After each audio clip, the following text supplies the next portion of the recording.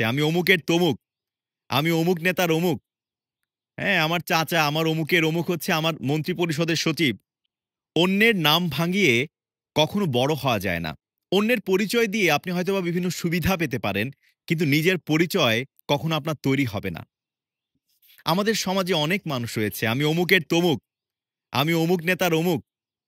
হ্যাঁ, আমার চাচা, আমার অমুকের অমুক হচ্ছে আমার মন্ত্রী পরিষদের সচিব। অমুক হচ্ছে গিয়ে আমার আত্মীয় হয়। এই ধরনের আচরণের মাধ্যমে বা এই ধরনের কথা বলে হয়তোবা আপনি তৎক্ষণাৎ সুবিধা পেতে পারেন। এই ধরনের কথা বলে হয়তোবা আপনি একটা চাকরিও জুটিয়ে ফেলতে পারেন।